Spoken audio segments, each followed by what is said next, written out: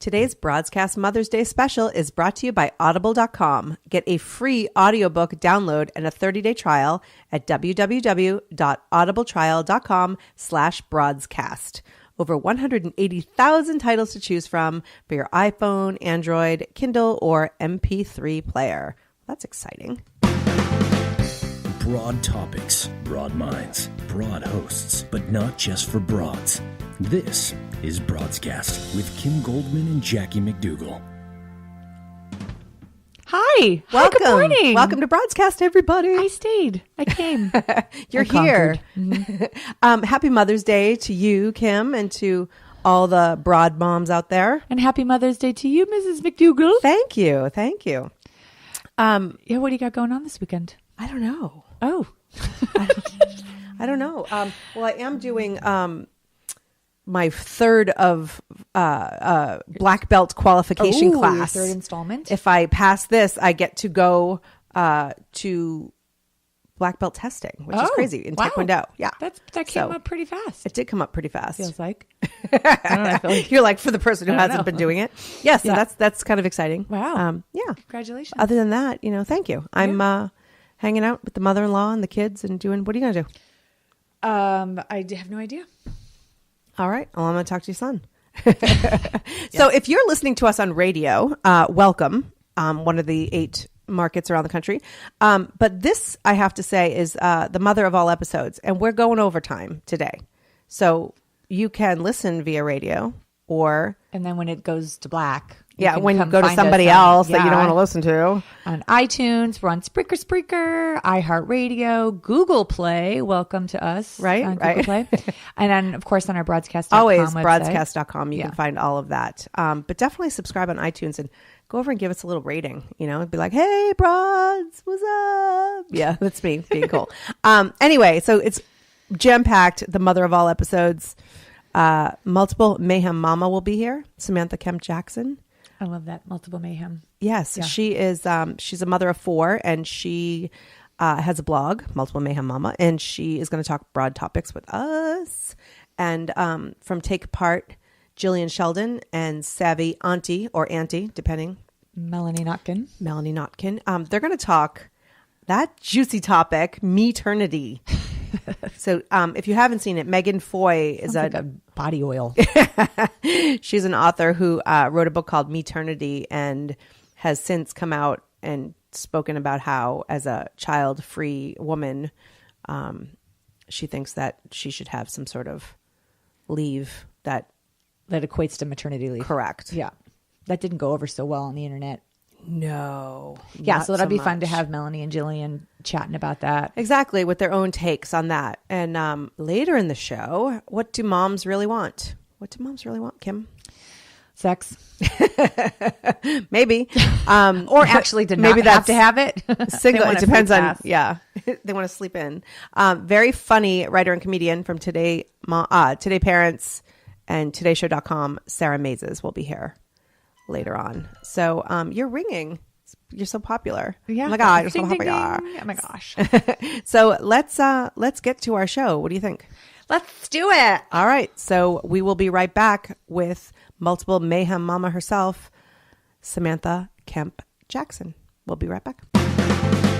You're listening to Broadscast with Kim Goldman and Jackie McDougall. 2 broads with faces made for radio. Welcome back. You're listening to Broadscast with Jackie McDougall and Kim Goldman. I think we just heard that, but just for duplicative sake. Yes, just in case. And so don't forget to subscribe on iTunes or follow us on iHeartRadio, Broadscast.com, Facebook, Twitter at Broadscast Show. All of that. We're not looking to change, take over the world. We just want... We are not? No, I just want autocorrect when I start to type in broadcast for anything to change it to broadcast. Oh, let's do it. That's all I want. Yeah. So today we are talking broad topics as always, but with the lovely and talented Samantha Kemp Jackson, Multiple Mayhem Mama. Welcome to the show. Thank you for having me, ladies. I love having our neighbor to the north. Yeah, I'm north of you guys, that's for sure. Oh my gosh. So Samantha, how much are we a laughingstock, the American just political thing up there in Canada? Yes, you are a native of Canada. Toronto. Yeah.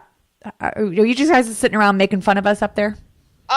We're not really making fun of you. We're a little bit more horrified and mortified, if I may say so myself. Well, that matches our feelings right now.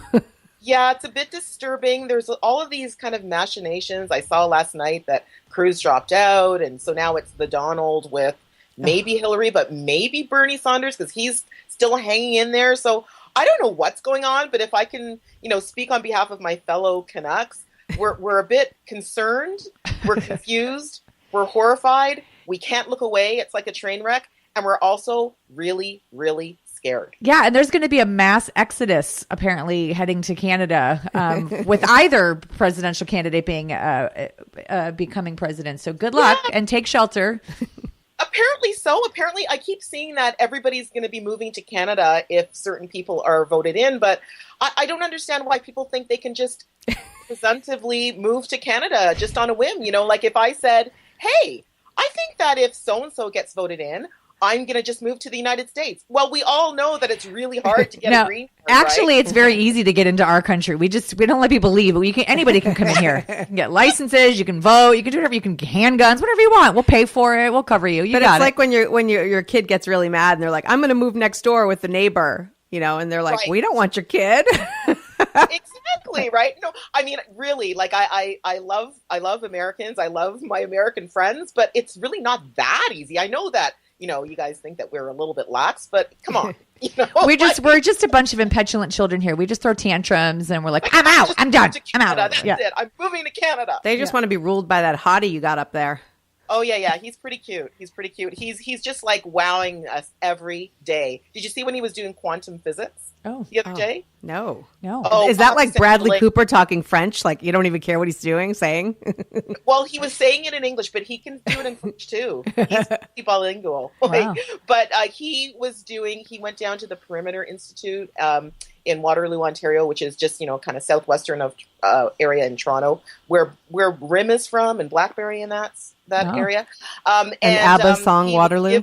He was given an overview of quantum physics by some physicists, and he very, very glibly kind of revised and, kind of regurgitated back what he had learned in layman's terms. Oh. And he was right, apparently. Wow. So he impressed everybody. So everybody thought, wow, not only is he cute, but he's smart too. I saw him doing push-ups on camera the other day. He push-ups. He sounds... Oh, yeah. Sorry. No, I was just going to say he sounds as impressive as the kid that flashed his private parts in the yearbook photo that's been surfing around the internet these days. What kind of segue is that? I actually thought that was pretty good, but then I jumped over Samantha. So but seriously, that story. Did you hear about that, Sam? Yes, I saw it online, and it's kind of ridiculous. I'm not sure what to think. Part of me, as a mom, I'm kind of, again, it's kind of like the U.S.-Canada thing. I'm kind of mortified, but kind of think it's hilarious, too. Really? So this kid, his Arizona high school student, he's on the football team. They took the football picture, and he thought it would be funny. I mean, there are a lot of... What did he do? There are a lot of kids in this photo. I'm just saying it's not like 5 kids in the photo. There's probably, 50 guys on the football team? Okay, yeah. So, it's a big team picture, and he flashed his privates in the photo. So you can't, where I saw it, the website I saw it, they had to circle the boys so you know exactly who it was. They didn't, Yeah. But not only did he flash, but it went through how many levels of approval before it got into the yearbook, printed into the yearbook. And he's facing 69, oh God. Is that's really funny. 69 felony? Why? Misdemeanor. What? Come on. Because 69? Why? Because it's he was over 18 and the people... No, he was 17 at the time of the picture. No, I think he was 18. Oh, come on. No, I think he was 17 well, we'd have to fact check. We're going to look. I'm trying to in my... But why 69 counts? Because when you send a photo of yourself to a minor, it would be like sexting. Right. So if people have this yearbook, that he's got all these... Come on. Come on. I'm kind of come on. What... I don't even know what to say about this. What are you so worked up about? Well, 70 charges. Okay, it's a childish prank. It's puerile. It's ridiculous. And okay, I understand. Okay, first of all, was this yearbook photo not vetted by a number of people? Okay. And if it was, and it wasn't that obvious, with all due respect to this guy, it was much ado about nothing because nothing was seen until somebody brought it to their attention. And that's the first thing. Right. The second thing is, we're in that kind of gray zone where, what do you do when a guy is 18 and his girlfriend is 17? Are you going to charge them with, corrupting a minor? It's a bit ridiculous. I'm sorry, but are there not bigger issues to kind of look at? I mean, I don't know. I guess, okay, maybe I'm being a little bit too easygoing about it, but seriously, like if this was my kid who was on the team with this guy, or it was my kid who was at school and this was in the yearbook, I'd say, okay, that very funny. That was stupid. That shouldn't have gotten by. I'd maybe talk to my kid about it and say, okay, that was very immature and da-da-da-da-da, and call it a day. Do you really think that kids of this age have not seen so much worse online? That should be the bigger picture. Yikes. And the big discussion. Yeah. It does say that he was 18 at the time of the photo and that there were 69 students ranging in age from 15 to 19 and 10 faculty members present when the photo was taken. So that's where the charges come in. Although they're all looking toward the camera. So I don't know how. But, right. The kids, like the class, they've pulled together to say that they're using him as a scapegoat because there was a teacher an editor and a teacher responsible for publishing it, and that they should also. I tend to agree. I think I certainly think he should be disciplined because we do have to teach our kids that there are consequences to your actions. As silly and as immature as they might be, there are consequences. Okay, 18, yes, theoretically is an adult, but 18, we all know an 18-year-old guy in high school. He's probably not the most mature guy. Obviously, by his actions, he needs to grow up a bit. So yes, definitely discipline him, definitely do what needs to be done. Charging him with these crimes, sex crimes. What, is he going to be on a sex offender list now? I mean, come on.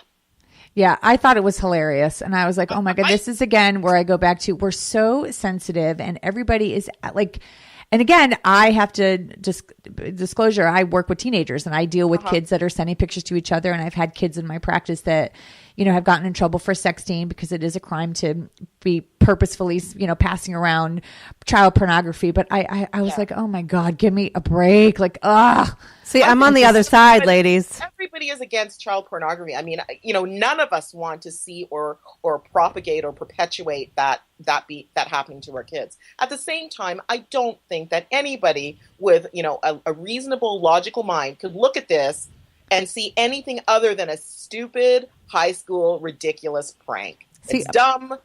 Get him in trouble, Yeah, but what kind of trouble? What kind of consequence? Because I'm kind of on the other side. I don't think that necessarily he should be a sex offender, and charged with 70 counts or 60, whatever it is. And however, what if this were in person, to another student? Like, he'd be arrested. So what if this were a text? What if this were, there are kids who are ninth graders who get the yearbook. Like, you cannot see anything. It is really, I understand that. But the idea though, if to send this message that, oh, it was a prank, ha ha ha, what does that send to the other students where, I think that there's a line here. I don't know that, like I said, but should he live the rest of his life paying for this mistake? That makes me very sad. And it's our Mother's Day episode. When I think about being his mom, like, that would terrify me. However, like, this kid's got to learn at a young age, like, don't be stupid. You can't just do stuff because you're dared and expect no consequences. Well, yeah, and I'm in agreement with that. But what I don't agree with is the punishment is not fitting the crime as far as I'm concerned, because I think it's a slippery slope. I hear what you're saying about, yes, do we not want our kids to realize that sexting can be really problematic, that you can get in a lot of trouble, that you can hurt people? Yes, yes, yes to all of those things. This is a ridiculous high school prank. The only difference with this one than what would have happened, 20 years ago is that we now have an internet. This can go viral very quickly. People can pass this along on their cell phones and text each other and blah, blah, blah. But it's no different from what kids, I mean, this is not probably the first kid who's done something ridiculous like this, like revealed themselves in a photo. And the fact that you can hardly even see anything. It's not like it's right in your face, right? I'm not trying to say that it's okay what this kid did. Mm-hmm. I don't think it's okay what the kid did. And I think he should be punished. Whether or not he should be charged with 69 or 70 counts of criminal charges, I think that's a bit extreme.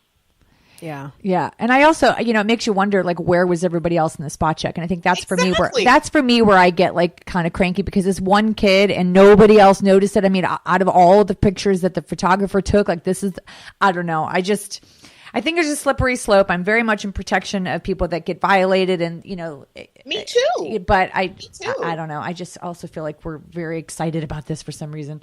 Yeah. Well, and I think we need to kind of step back and look at the broader picture. Like, why are we so hung up on this? This is ridiculous. Because we're Americans and we get worked up. I'm sorry, I'm sorry, but I could understand if it was a full frontal, very clear, right in your face picture of this young man's private parts. Then yes, there are a number of reasons why that's just not cool. Okay. Yeah. But this is a very blurred out, obscured image where you can't even see. As you said, they circled it so to bring more attention to it. So clearly, you know what? Most people did not see it until it was brought to the attention of the people who are complaining. So just let it go. Get the kid in trouble. I don't know. Maybe he gets suspended for a couple of weeks of school. I don't know what the punishment is, but really, it should be a punishment that is in keeping with what I feel is the magnitude of this quote unquote offense, and I don't see it as a major offense. I don't see this guy as the same as some major sex offender who should be locked up behind bars forever.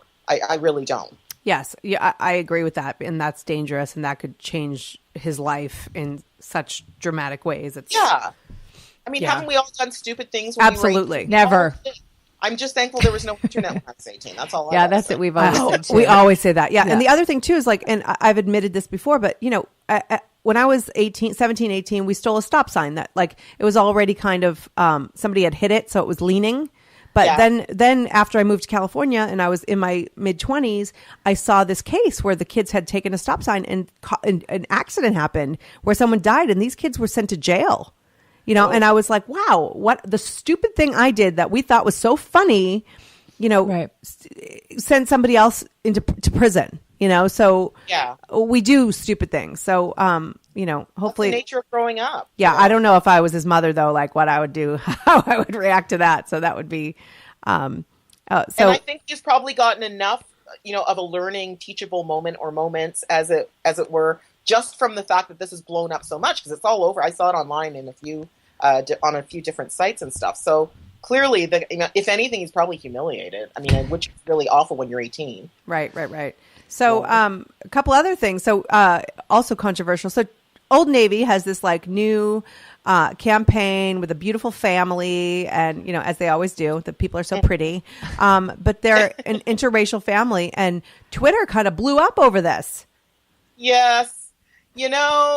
Oh man, I saw that. I thought, are we living in 1642? What is going on here? How crazy is it? I have so many thoughts about this. I'm offended at the racist trolls that are using the platform of Twitter to fight back about what they feel is, I think they said miscegnation laws, or what do they call it? I don't know. Miscegnation. It means no mixing of races. Oh God. And I'm offended by the offense, frankly. I mean, what can I say? I'm offended by the offense. I thought we had come a little bit further. There is always going to be people who, don't agree, and that's fine. But to kind of lash out at Old Navy and say that, I think a couple of the tweets that I had read is they're perpetuating this, quote unquote liberal agenda. They're, perpetuating, the decimation of the quote unquote white race. It's just a bit ridiculous. Yeah. And this one tweet said, absolutely disgusting. What's next? Gender neutral bathrooms, pedophilia, acceptance propaganda, never shopping here again. I'm relieved that person won't be at Old Navy next to me shopping. But that's the thing is, that's what's so scary is, we could blow off some of these comments online sometimes, but these are people living among us. Oh, I know. This is the scary part. I mean, the whole thing about the washrooms, let's talk about that. I mean, that's ridiculous as far as I'm concerned. Yeah. Let people go to the bathroom if they, let them self-identify and go to the bathroom.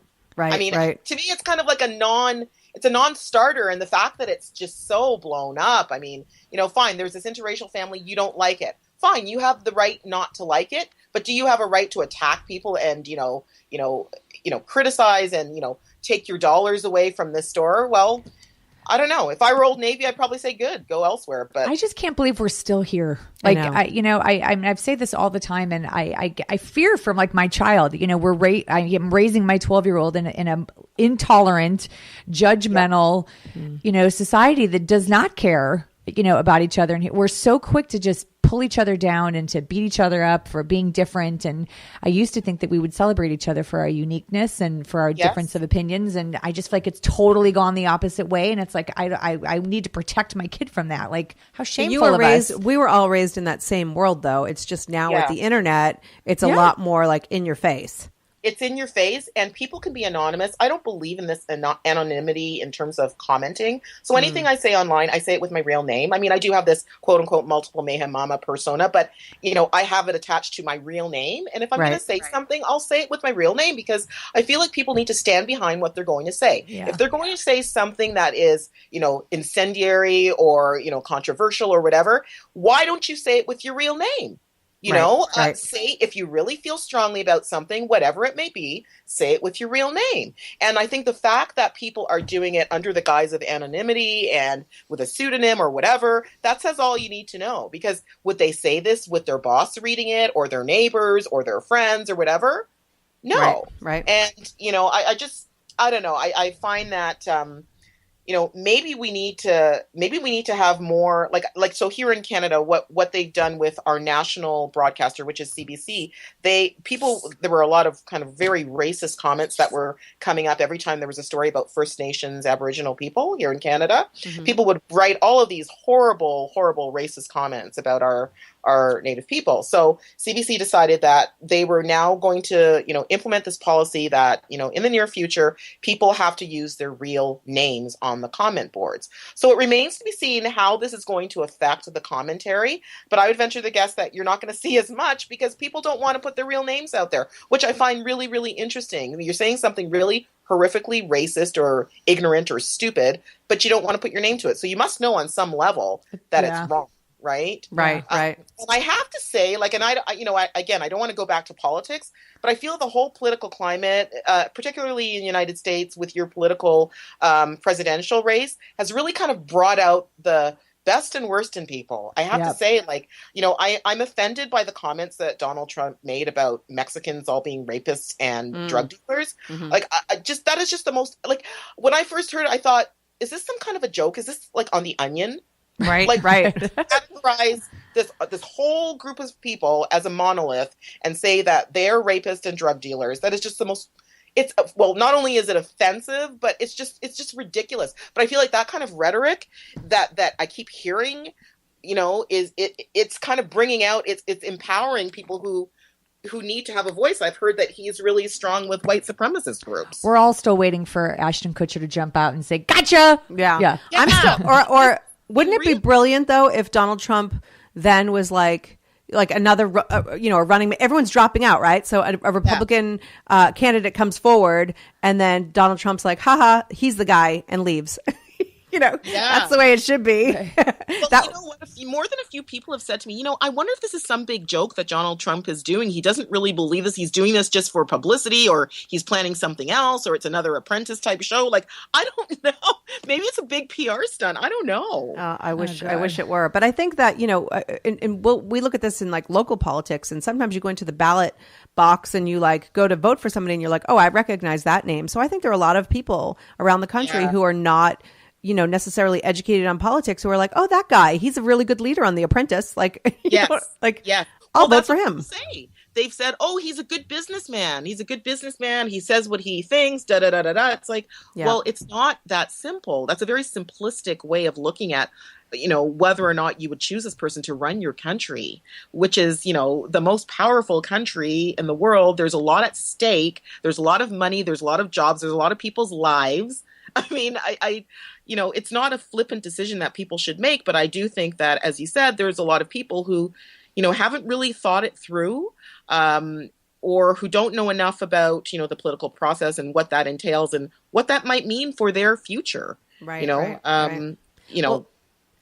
Sam, we've only got about a minute or two left, and we want to make sure. So you've got a post that you wrote recently on your blog, it's totally flipping here over to the parenting kids side. That's getting a lot of attention about letting kids open presents at birthday parties. Tell us a little bit about that. Okay, so I've noticed recently that, I take my kids to birthday parties, they go to parties, and, the parents and or the kids will receive the gifts very graciously, put them in a corner, everybody does their birthday thing, and then we go home. And I'm thinking, where's the cake and the presents? They might have the cake, but there's no present opening. I'm sorry, it's a birthday party, it's a kid's party. Please open the gosh darn presents at the party, okay? Like, I don't understand this. When I grew up, you were taught you bring a birthday present, the child who's the birthday boy or girl gets to open the present. They very graciously say thank you for a lovely gift. It teaches a child etiquette and, manners. It teaches the child who's giving the gift, etiquette and manners to receive the gift nicely and to be appreciated and all those things. There's so many things, but I've noticed that, people don't want to hurt people's feelings. I've heard, oh, well, what if my kid doesn't react properly? Or what if my kid, is rude about it? Or what if they don't like the present? I'm thinking, well, that's your job as a parent. Teach them, teach them how. Yes, but then you end up with the kid that's flashing everybody in the yearbook picture. So, Right? Exactly. So what have your readers been? How have they responded to this? Well, it's funny. It had the most comments in the last few months on that particular post. I put it on Huffington Post as well. I write over there. So it's called Let Them Open Presents, Please, if you want to Google that. Mm-hmm. But the comments that I've gotten are most of them have said, yes, I agree. Please, what the hell's going on? Please open the presents. But a few people have said, well, and this actually was one point that I didn't consider, and I stand corrected. One woman said, my child is on the autism spectrum, and he might not be able to react. I'm still, kind of teaching him, about, reactions and stuff. And I thought, what? I had not thought of that. Yeah. And that is actually a very valid reason why you wouldn't. And so I totally get that. But the other reasons, like, well, what if the present isn't as nice as the other kid's present? Well, no, that's not a reason to me. Right. That is where you teach your child to be as gracious as possible and treat every gift as that it's as valuable to the person as the next gift. Right, that's what you're teaching your child. And, conversely, the child who's giving the gift graciously gives the gift, says thank you, all those things. Like, I just think it's again, helicopter parenting, which I am totally against, which I've talked about at length, over coddling our kids, just like let them open the gosh darn birthday presents. Okay. Like, And it's not just about the presents, because like you can agree or disagree with that whole thing, but I think it's that we're raising them in a time of let's not have any negative feelings, and let's not have to learn any social skills, and let's give everybody a trophy. Yes, no. People should not, kids should not win everything, and I've written about that as well. They should lose sometimes, and they should open their presents at a party. And even actually, if they open a present and they really can't stand it, that's a great lesson, because then they need to be able to say, thank you, Johnny, for the lovely gift that you brought me. It was so kind of you to bring it. That's what they are supposed to be taught as a parent, to teach them to graciously accept the present. How do they learn those lessons if you don't let them actually live it out in real life? Okay, so I'm just going to ask you a question that has nothing to do with your article, but are you of the mindset that every kid in the class needs to be invited to the birthday party? Oh, this is Kim's thing. Yeah, this is my thing. So are you? I'm just curious. I can't figure out which side you're going to go on. What do you think? No. There is no way. No, nobody is telling me that I'm going to invite every single kid to the party. That is not real life. Not everybody's going to like you. Not everybody's going to be your friend. And sometimes you're going to get left out of things, and that's the way it goes. And the sooner that kids learn that lesson, the better. I don't expect my kids to be invited to every single party. And if they're not and they're hurt, that's a great teachable moment for me to sit down with my kids and say, listen, I know that really hurt that, so-and-so did not invite you. But you know what? Sometimes people are better friends to you than others. Some people are not going to like you as much, and you're not going to like some people as much. Those are the lessons that kids need to learn, because at the end of the day, we're not going to be out with our kids when they're, adults, helping them, at their place of employment. Oh, please don't invite Johnny to that meeting because he really doesn't want to go today. Oh, please give him a present on his birthday. Like, it's just ridiculous. Teach the lessons now while they're young so that they can be functional, intelligent, well-adjusted adults. Well, I feel much better now with this being our Mother's Day show. You've totally validated me as a mom, so thank you very much. That's your gift, Kim. Yeah, thank you. That's my gift. Mm-hmm. Samantha Kemp Jackson, where can people find you? people can find me at multiplemayhemmama.com. Mama is spelled MAMMA.com, or on Twitter at SamKJ27. Same for Instagram, SamKJ27, Pinterest, SamKJ27. And just Google my name, and I'm out there talking about all kinds of things. Yes, you're always on the air up there in Canada. So up here, where it's cold, we have nothing else to do but, talk about stuff. Thank you so much for joining us. Thank you. Happy Mother's Day. Okay, happy Mother's Day to you too. Thank you. Bye-bye. Okay. I just love her energy, Yeah, she talks so fast. I was like, oh my God, I feel like I'm in an episode of Scandal. Like, why does Kerry Washington, why does she have to talk so fast? I don't know. I love her so much. Oh my God. And she's pregnant. Happy Mother's Day to her. She's having her second baby. Yeah. I love Kerry Washington. So before we go to break, I just want to remind everybody, if you're listening to us on radio, we're going over. This is the mother ship. The mother load. We are, so we have so much going on that we cannot contain it in an hour. So when you're done with the radio, or when it goes off the air, fades to black. Yes, then head over to broadscast.com or subscribe on iTunes or iHeartRadio or Google Play, and just find us, because we still want to continue the conversation. And when you're radio, that's just so sad. So just get on your phone or your computer or whatever. But we are going to take a quick little break. Stay tuned. We'll be right back. You're listening to Broadscast with Kim Goldman and Jackie McDougall. They're huge in anywhere other than somewhere that you've been before.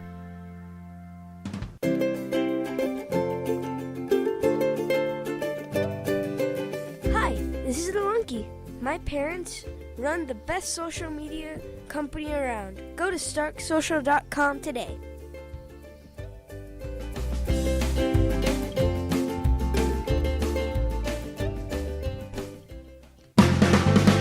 You're listening to Broadscast with Kim Goldman and Sweet Little Jackie. Welcome back. Why? Hi. Welcome back. We stayed. Yes. We stayed. This is me, Sweet Little Jackie. How come I didn't get the sweet little anything? I got nothing. Yeah. Oh, thank you very much, voiceover Andrew Bowen. So, Meternity. I can't even say it with a straight face. It's got everyone all up in arms.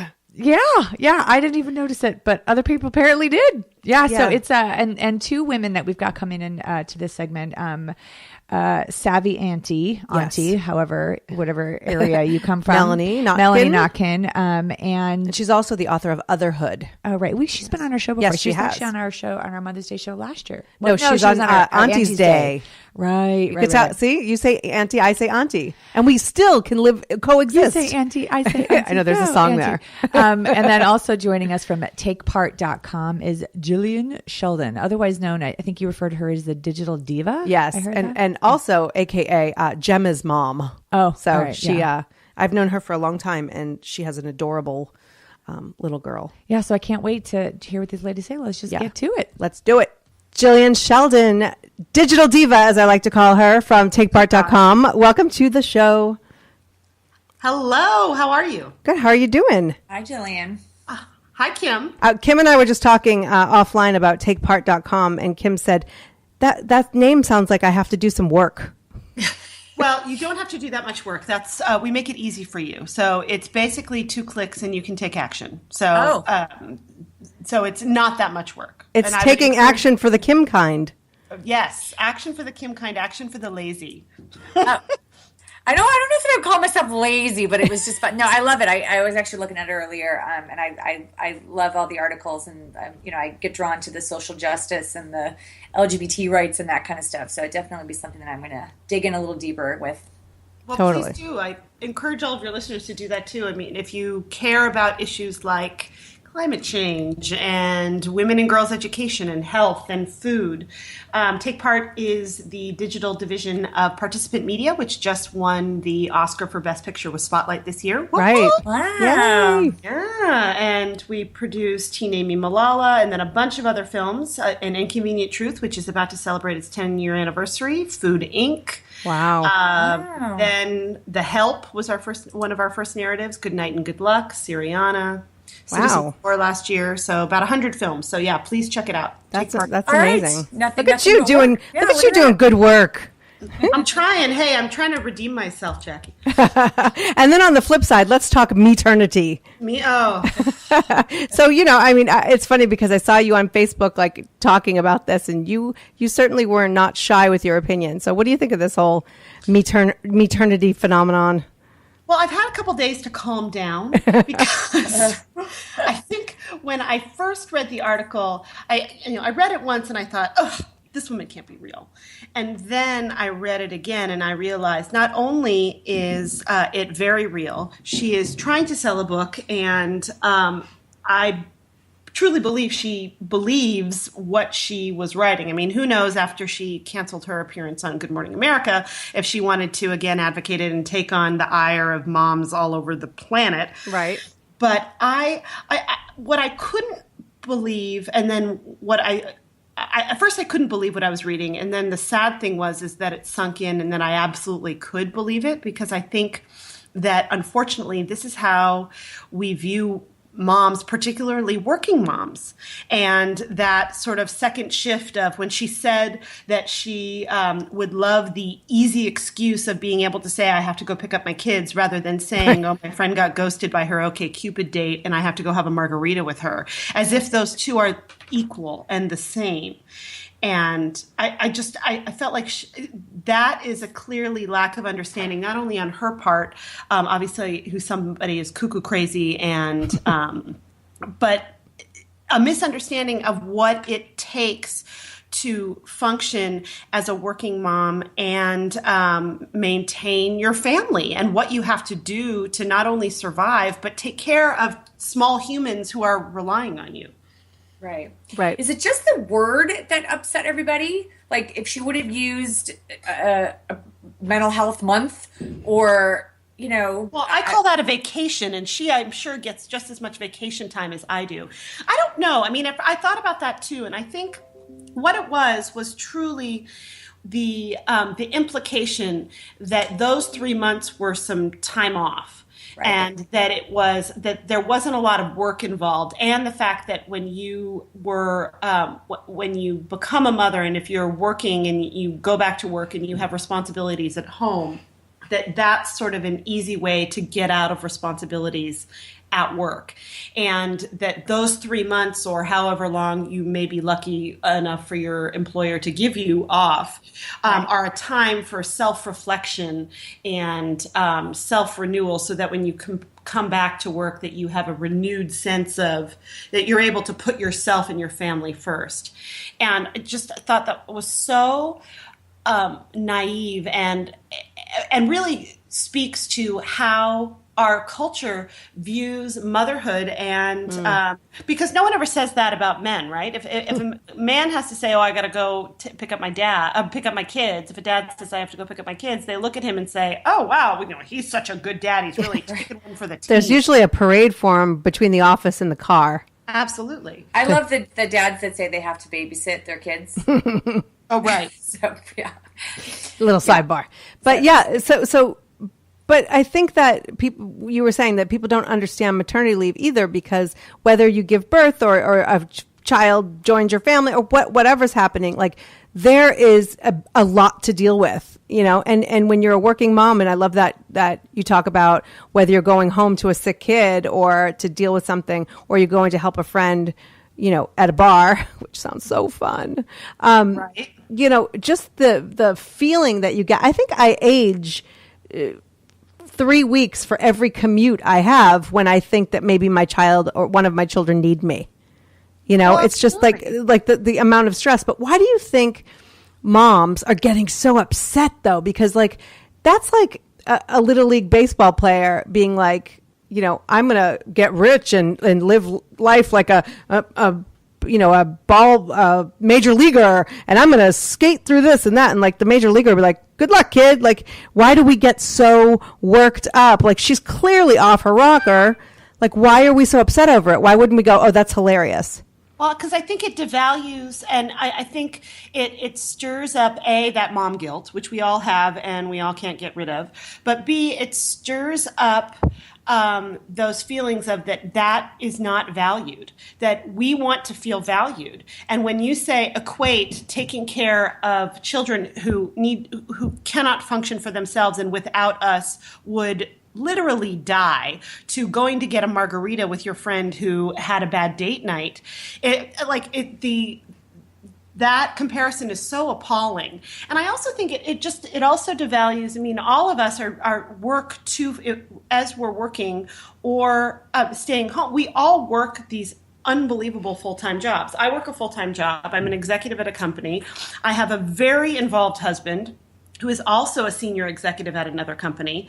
But at the end of the day, let's be real, who is the default parent? I make sure that her kindergarten paperwork is in on time. I make sure that she has the invites to the birthday parties, that the gifts for the birthday party. I come home and make sure that, there's clothes and food and everything. And that's just something that, it's not that he expects that of me. It just happens to fall on, and we share responsibilities 50-50, but a lot of times I come home, I mean, even today I worked about a 12-hour day. I came home, put my daughter down, had to get something to eat, and now I'm about to go and, I have maybe 20 minutes for myself while I'm still answering emails. And I think what she stirred up is that time, that extra second shift is not valuable and is not something that is just as hard as what it is to navigate through the corporate professional world if you are working. Right. Well, I think her punishment should be that we drop off a baby in a basket.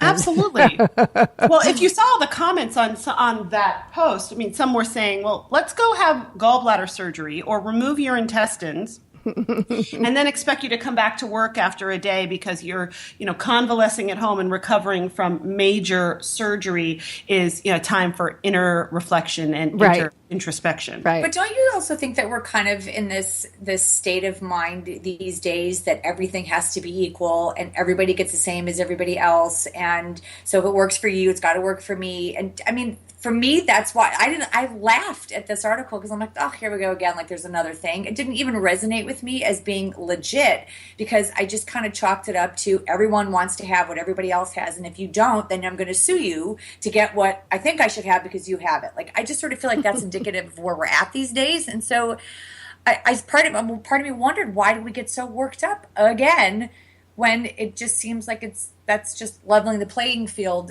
in another area that people don't think it's fair. Well, and it's not level because here's the thing. Your boss, Jillian, could be like, no, you can't have this time off for your kids' T-ball game, but then in 20 years is judging because the child you've raised is now entitled and doesn't have a great work ethic. You know what I mean? Well, exactly. And Kim, I think you're exactly right. I mean, I think for me, it touched a nerve with me because it was a trigger for me. I sometimes don't feel like I am focused on one or the other. And I'll tell a story. My maternity leave when I had my daughter, I only have one.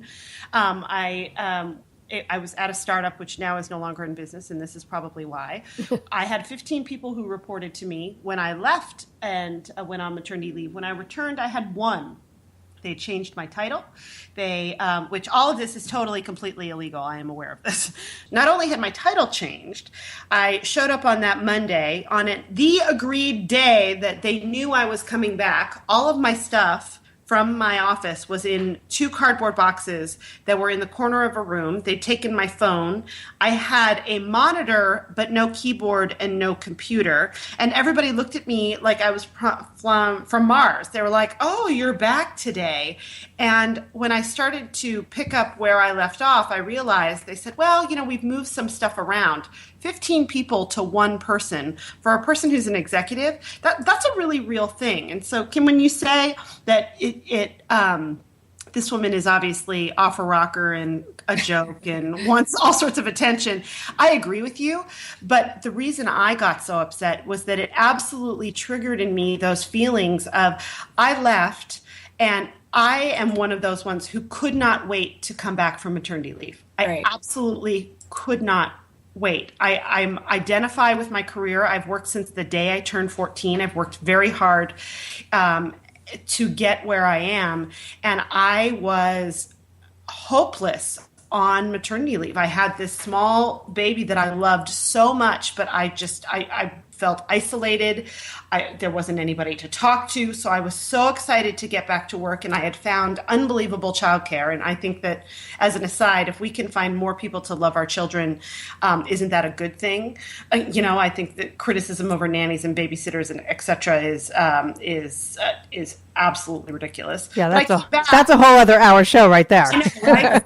But I came back to being excited to be back and contributing and ready to work those 10 to 12 hour days. And no one wanted me. And that was horrific. So I wasn't welcome as a mother, because I still felt like I didn't know what the heck I was doing.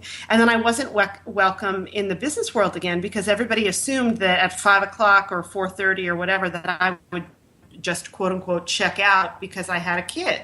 And that's what triggered that reaction for me when I read that article. Was like, it brought up all of those feelings again of being completely inadequate at home and being completely inadequate at work. So it was like, where did I fit? Right.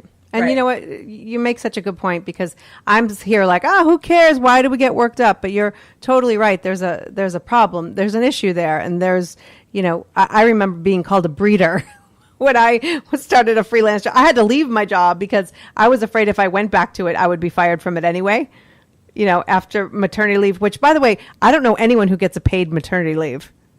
No, I don't either. Kim, did you get a paid one? I had a disability, like the California disability or whatever. But yeah, no, I was actually let go from a job when I told them that I was pregnant, which I too know is illegal. But so I totally get it. I mean, I was devalued, and it was the same thing that was cast upon me, that I was no longer needed because now I was a dual person. Literally. Right. Yeah. And for me, I absolutely, just like I'm sure, Kim, you felt this way, I absolutely could have pursued a claim against the company. What they did to me was legitimate, and I actually did seek legal counsel and was told, absolutely, you have a case. But in the end, I was so afraid of never being able to get another job again, because I was, the mom who said something, right? And that would follow me throughout. And I work in entertainment in Los Angeles. If everybody saw me as the person who, I'm not.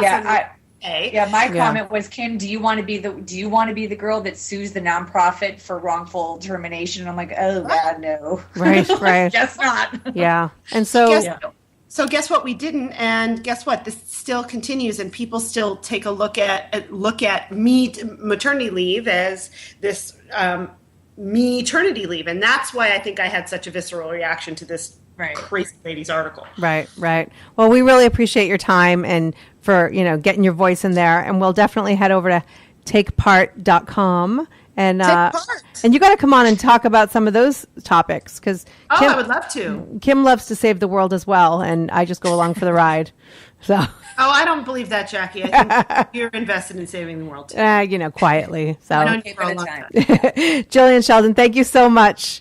So we've got Savvy Auntie, or Auntie, however you say it, Melanie Notkin, author of Otherhood. She's got an opinion on this topic. Welcome to the show, Melanie. Hi, Melanie. Hello. Yes, I do have an opinion on this topic, and that is I don't believe that women who don't have children need a maternity leave. I don't think that that's fair to the moms who, this is not a vacation for moms. This is time for moms, number one, to be able to feed their baby. They need to be there for their baby. They need to be able to get better from having given birth to a baby, and perhaps she's had surgery to have that baby, or after that baby. I mean, this is a time for her to get better and to be able to be there for the child. I understand what Meghann was saying, in that I think that it's good for everybody to take a pause and think about where they are and where they want to be.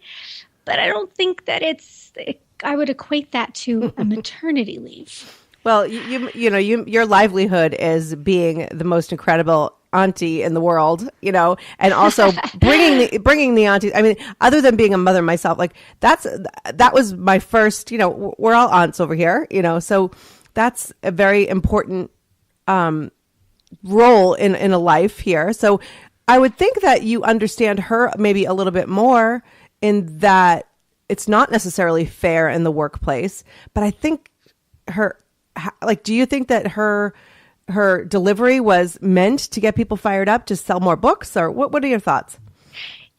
Yeah, well, first of all, thank you very much for recognizing aunts, especially around Mother's Day. We really appreciate that. I'm speaking on behalf of all of them, because you're right that often this woman in a child's life, a very maternal woman, not her mother, as I say, we're not their mom, we're not their friend, we're their aunt, the perfect blend. So this is the woman that is there often when mom can't be there. Maybe mom is now with the newborn baby, and an aunt can come and play with the toddler sibling, and also at work sometimes she, as you mentioned earlier, that she's not necessarily treated as fairly in that her work-life balance is not considered. For instance, she may have an elderly parent to take care of, or she may want to run to her niece or nephew's first birthday party that starts at 4 p.m. in the afternoon because other moms are able to be there sometimes for their babies. So often enough, she's asked to stay later to finish the work, or her vacation time sometimes has to depend on, the mom in the department, the kids have spring break at this time, so you got to be fair. That's the only time she can take vacation with her family. So I have great empathy for those who don't have children in the workplace and do feel that their needs and their lives often become second to a parent's life. But maternity leave is a whole other thing. I mean, it would be like saying, I would want to take time off for grief, my own grief time, even though nobody died in my life, but that person got to take off a week to sit Shiva. I don't think that's fair. That's a perfect analogy. God forbid. That's perfect. Not that I'm equating motherhood with grief.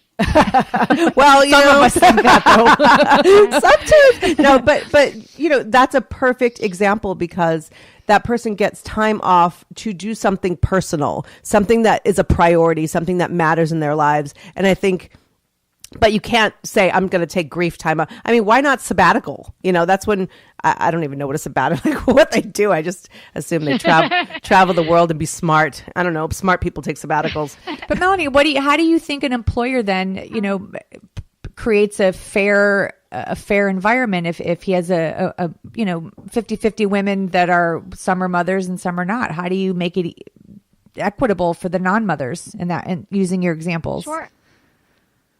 Well, actually, the Wall Street Journal this week, there's an article on corporations that are looking at not necessarily a maternity leave, but they are giving employees 1 to up to 3 days of quote-unquote me time.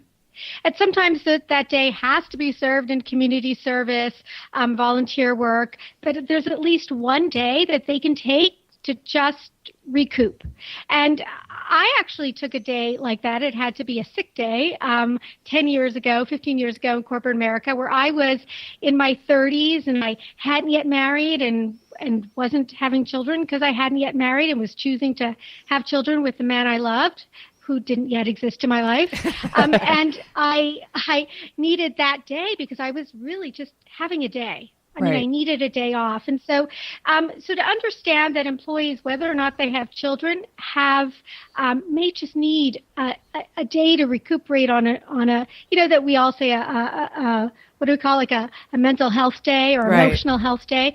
But in general, putting time off aside, understanding that single people and childless people have lives outside of the office that may be more flexible than a mother's time. For instance, a mother or father may need to rush home to a sick child or really want to go see their play or whatever it is.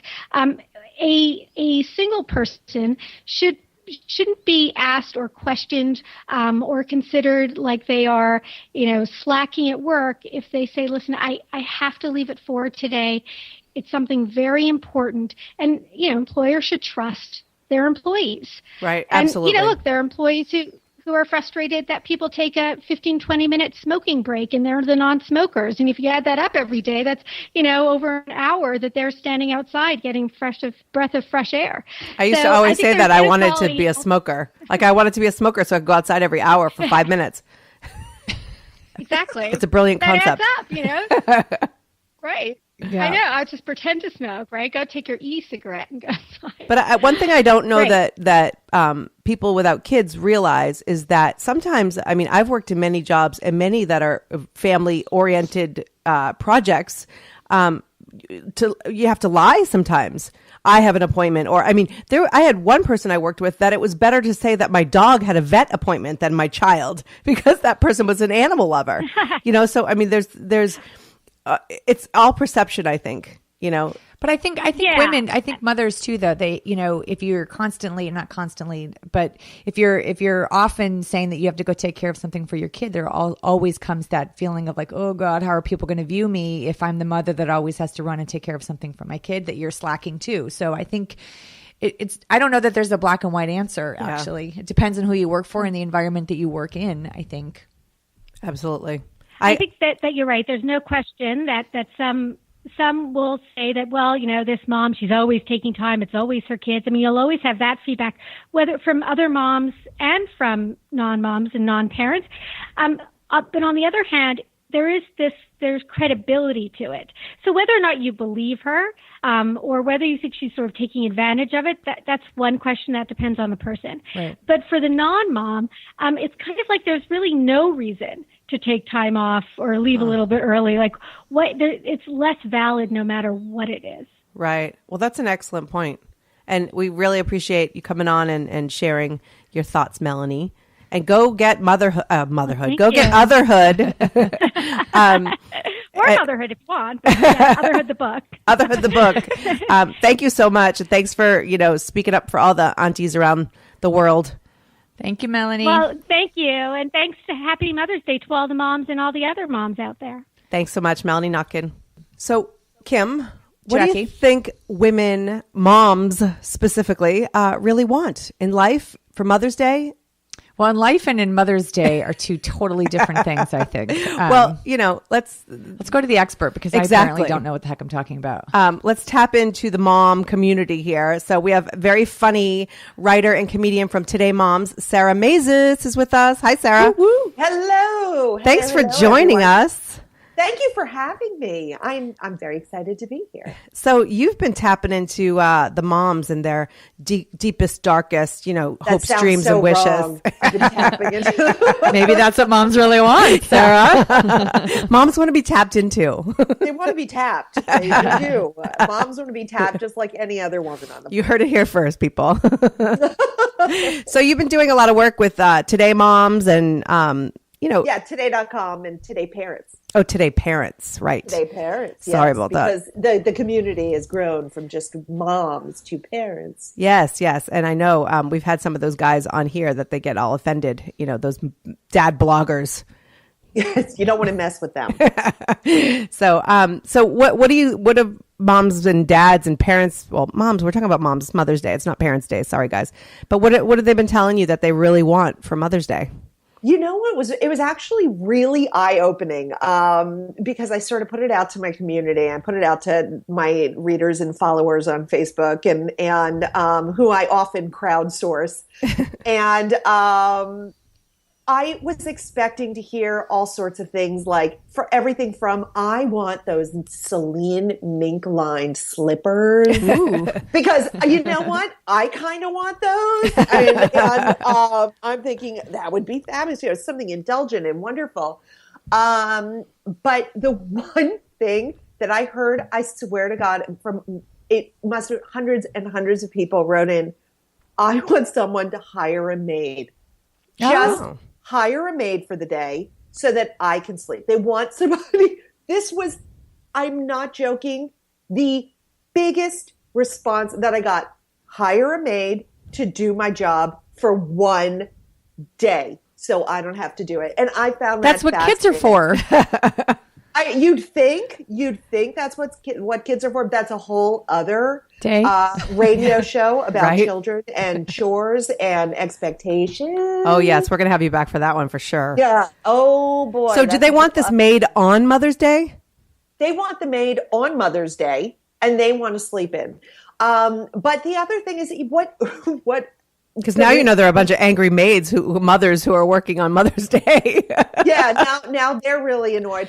But the other thing is really they want, and I thought this was also, I mean, it's funny and it's so wildly politically incorrect because so many people are like, I want to be with my children on Mother's Day and I love the cards. Again, overall theme, leave me the heck alone. Just let me sleep. Let's have breakfast together. Let's have dinner together, but let me sleep. Let me take a day off.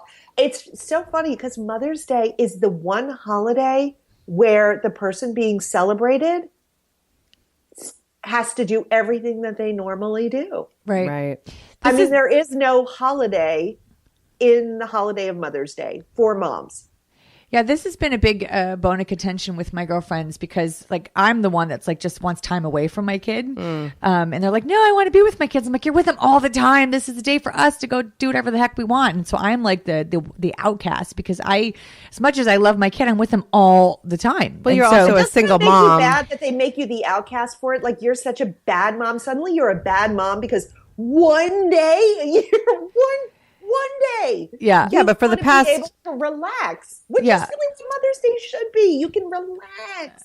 But put it in perspective because I'm that mom who wants to spend it with my kids. I think that you have to teach people how to treat you. And so on Mother's Day, I feel like it's a lesson for my kids to kind of get out of their own way. Yeah, but that's work. Maybe. That's work for you. Yeah, but ultimately that stuff's not paying off till they're 40. But, I also can go to the grocery store, by myself and you can now too with your son's almost 13. But, Kim, you've been doing day in and day out playing all of the roles for many, many years. So I can understand you need a day. Yeah, but I can still teach my kid how to treat me too by saying, leave me the heck alone.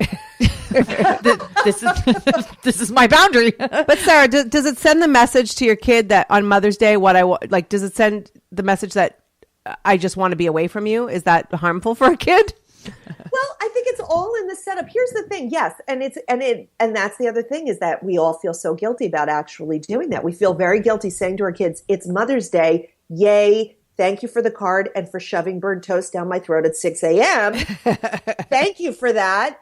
But what I'd really like today is a special treat. However, I think, and I know that this doesn't work for every mom. I don't hold myself up as the parenting expert who is raising those perfect children, but I am raising the children who understand who their mother is. Right. And their mother is the sort of person who says, you know what?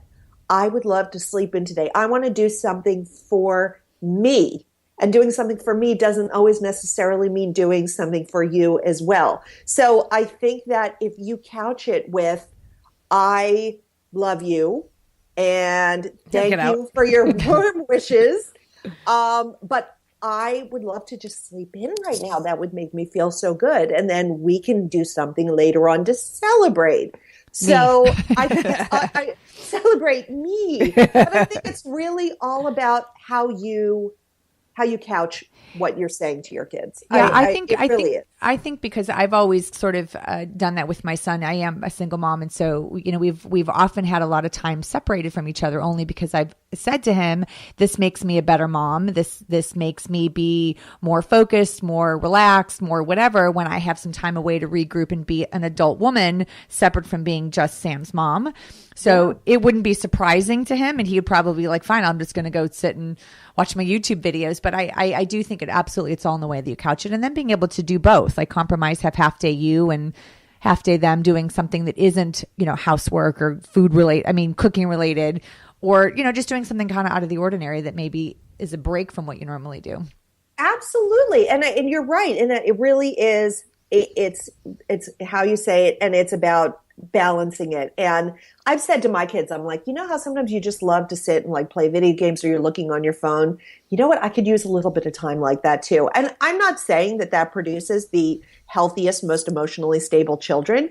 I'm just saying that it produces a more healthy, stable me, and my children understand my boundaries. So, but I also come from the philosophy of, if you don't mess up your children, they never move out. So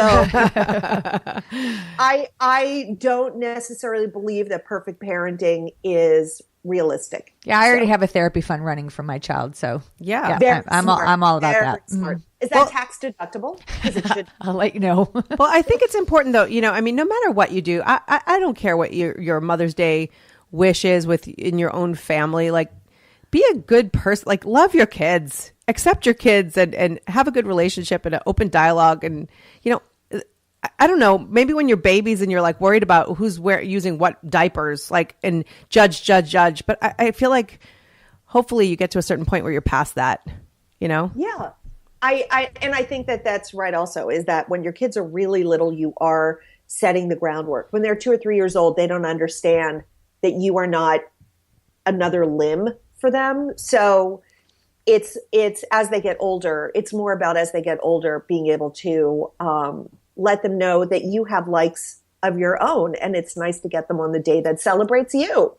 Okay, so Sarah, on your when you went and asked everybody what they wanted, was there anything that like blew your mind, like wild, crazy, like, whoa, I can't even put that on this website? Shockingly, no. Oh, darn it.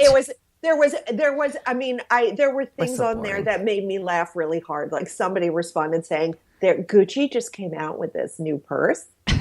I know that I sound like the worst mother on the planet, being like, I want a new Gucci purse for Mother's Day. And she was so apologetic about it, but it was so funny because it was something that she's like, give me a treat. Give me a treat. And you know what? And that's what actually where when I compiled the list for Today.com's for their Mother's Day gifts. The whole thing was about really things that wasn't just like standard gifts, like the spa days and the dinners, but what is it that we really want?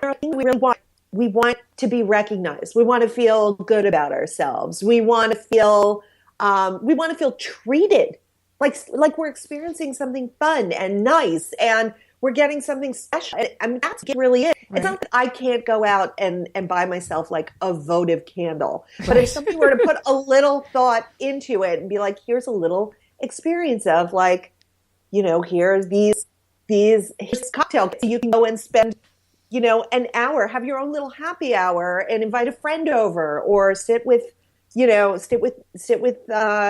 husband. Cause I was a single mother. I'm recently remarried.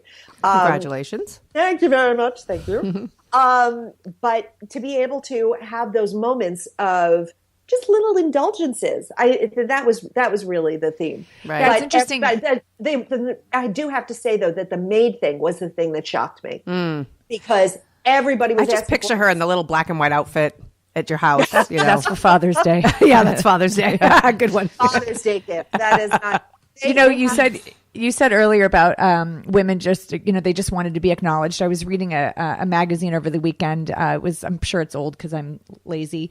It was a People magazine with Jennifer Aniston on the front about like she was like she just joined Friends. No, it was like beautiful. It was beautiful women episode or issue. And anyway, there was they had asked all these actresses and sports role models, etc., like what was the most influential thing or the best compliment that you've ever received? And out of like the 30 profiles, most of them said like when my parents told me that I was a good parent, like acknowledging my parenting. And I just thought that was, I mean, I was like, oh, I like that, you know, because they just want to be acknowledged as doing good work and having their parents acknowledge that they're being a good parent in their own life. I thought that was pretty profound.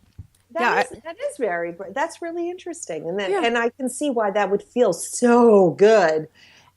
Because regardless of what we begin to recognize about our parents and learn who they are as real people, there's always some approval that it's nice to get that never goes away. I mean, from your like birth on, and just to hear them say, you did a good job doing this. You're like, Yeah. I did. Yay. Right. Give me a sucker now. Yeah. Well, Thank you. Sarah, just in case you want to add it to, I would like a hammock.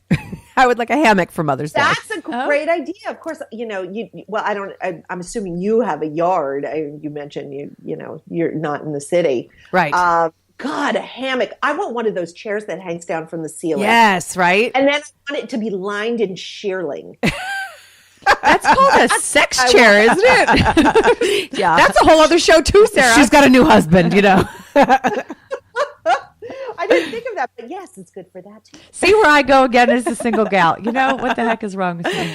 But yeah, I love the idea, it's like my own Archie Bunker space without all the racism and inappropriate, topics. But like my own space where it's like if I'm in the hammock, I sometimes will say to my kids, like, I'm on break, and I'll get a cup of coffee and go in the other room and like pretend I'm punching out. Like do they pay attention to that? Do they actually respect that? It's usually while they're playing video games anyway, so they don't really. They never even heard her. They don't say, even care if I breathe. So anyway, we could talk to you all day, and we have to have you back on again for sure.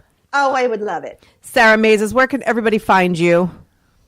Everyone can find me at sarahmazes.com. That's SARAH. M as in Mary, A-I-Z as in Zoo, E-S as in Sarah.com. I'm on Facebook.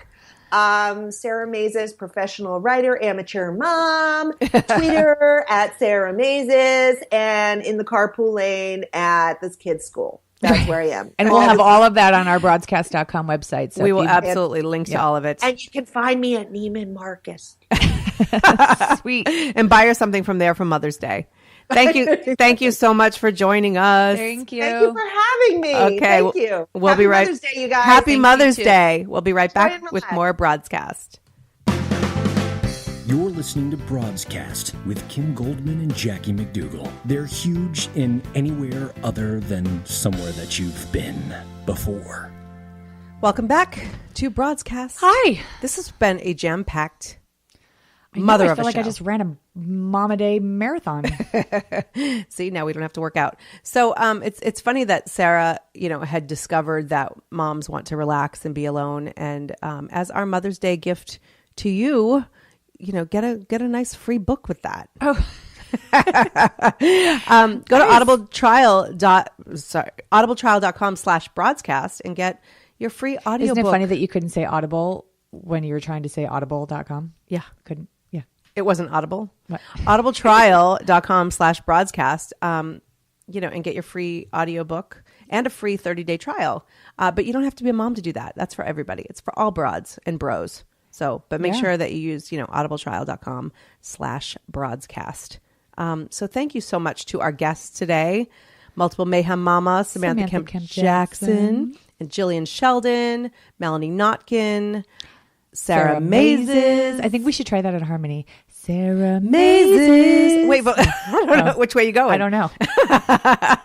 I don't even know how to harmonize. So there you go. Let's So just stick to what we were good at. And also to our friends at Stark Social who are always there and have our backs, with our website needs and all that good stuff. So check out their goods. Their goods. They're good. Their goods and services. Darksocial.com, yeah. Yeah, but thank you so much for listening. And we will definitely see you next week. And we're going to leave you with Oh, a little voice, my girl. So have a great week. You have been listening to Broadscast. Happy Mother's Day, Broads.